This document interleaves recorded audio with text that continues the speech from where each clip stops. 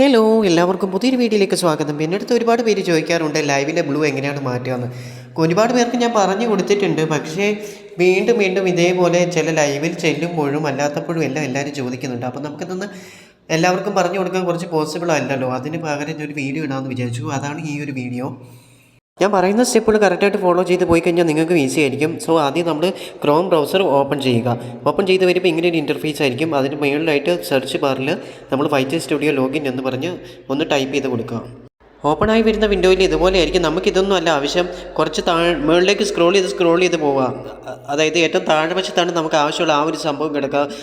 Google help എന്നാണ് ആ സംഭവത്തിൻ്റെ പേര്. അതിലൊന്ന് ജസ്റ്റ് ക്ലിക്ക് ചെയ്യുക. ക്ലിക്ക് ചെയ്യുമ്പോൾ ആദ്യം നമ്മുടെ സ്റ്റുഡിയോയിലേക്ക് റീഡയറക്റ്റ് ആവും. അവിടുന്ന് പിന്നെ ക്രോമിലെ സ്റ്റുഡിയോ ഓപ്പൺ ആയി വരും. ചെറിയതായിട്ട് ഒരു ടൈം എടുക്കുന്നുണ്ട്.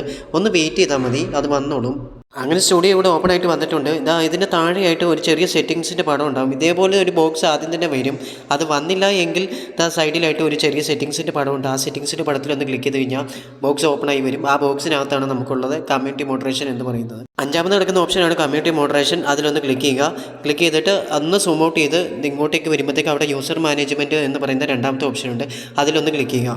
ആദ്യത്തെ ബോക്സിൽ കാണിച്ചിരിക്കുന്നത് നമ്മൾ കൊടുത്തിരിക്കുന്ന മാനേജിംഗ് മോഡറേഷനാണ്. അത് മൊത്തത്തിൽ മാറ്റണമെന്നുണ്ടെങ്കിൽ സൈഡിൽ ഒരു ഇൻറ്റു മാർക്കുണ്ട്, അതിൽ ക്ലിക്ക് ചെയ്താൽ മതി. രണ്ടാമത്തെ ബോക്സിൽ കാണിച്ചിരിക്കുന്നതാണ് നമ്മൾ സാധാരണ കൊടുക്കുന്ന സ്റ്റാൻഡേർഡ് മോഡറേഷൻ. അത് മാറ്റാനാണെങ്കിലും സൈഡിലുള്ള ഒരു ഇൻറ്റു മാർക്കുണ്ട്, അതിലൊന്ന് ക്ലിക്ക് ചെയ്തിട്ട് താഴെ സേവ് എന്ന് പറയുന്ന ഓപ്ഷൻ ഉണ്ട്. അതിലൊന്ന് ക്ലിക്ക് ചെയ്ത് കഴിഞ്ഞാൽ എല്ലാം മാറിക്കോളും. ഇത്രയേ ഉള്ളൂ. വളരെ സിമ്പിളാണ്. എല്ലാവരും ഒന്ന് ട്രൈ ചെയ്ത് നോക്കുക.